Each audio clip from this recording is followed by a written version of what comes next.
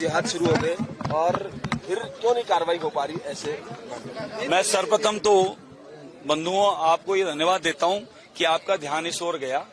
पिछले कांग्रेस के शासन में 5 साल में हम लोग इतना हल्ला कर रहे थे और हम लोगों को दिखा रहे थे किस प्रकार के जिहाद चल रहे हैं, जमीनों कब्जा करने के और रोहिंग्या के, बांग्लादेशियों के और हमारी सरकारी भूमियों पर इस प्रकार के वक्फ बोर्ड, मुस्लिम बोर्ड, बांग्लादेशी आकर यहाँ पर कब्जे कर रहे थे।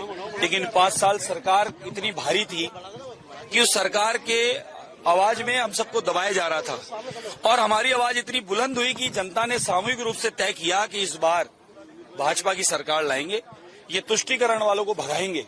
और वही हुआ, भाजपा की सरकार बनी, बिना तुष्टीकरण के, बिना भेदभाव के, सबको साथ लेके सबको विकास की बात की गई। मोदी जी का जो कथन है उसी पर काम किया। लेकिन मन में ये पीड़ा जो थी वो पीड़ा अब सामने सच में निकल के आई और सच्चाई धरातल पे आई। अन्यथा 8-9 महीने पहले जब सरकार कांग्रेस की थी, इस बारे में आप सवाल भी नहीं करते थे और इस बारे में कोई जवाब भी नहीं देता था, क्योंकि ऊपर से डंडा पड़ता था। और मैं खुद राजद्रोह के केस में इस मामले में फंसाया गया था। 3 केस मुझ पे लगाए थे कि मैं इस सच्चाई क्यों बोल रहा हूँ।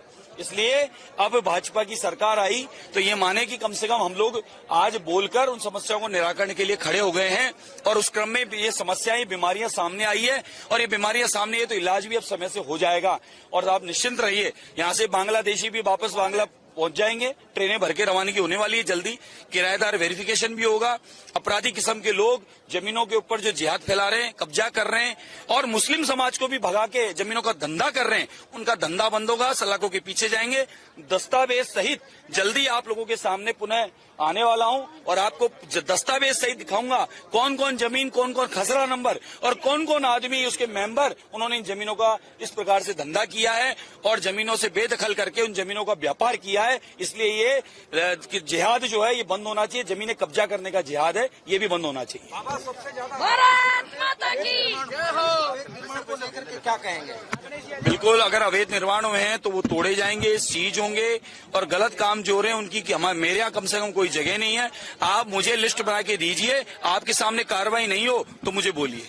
जयपुर में धर्मांतरण को लेकर देखिए, ऐसी संस्थाओं पर बैन होना चाहिए और ये जो भी मिशनरियां हैं, जो भी संगठन है, षड्यंत्र करके गरीबों को बहला फुसलाकर, लोभ लालच देकर, कुछ जगह डरा धमकाकर धर्म परिवर्तन करने का ही काम करते हैं। तो ऐसी संस्थाओं को पाबंद करना चाहिए, जेल के पीछे डालना चाहिए और इस प्रकार की संस्थाओं को जहां जहां पता चलता है वहां कड़क कानून का उपयोग करते हुए काम होगा। मैं मानता हूं कि ऐसी संस्थाएं दोबारा हिम्मत नहीं करेगी और धर्मांतरण जैसी स्थितियां ये उत्पन्न कर देती है, वो स्थितियां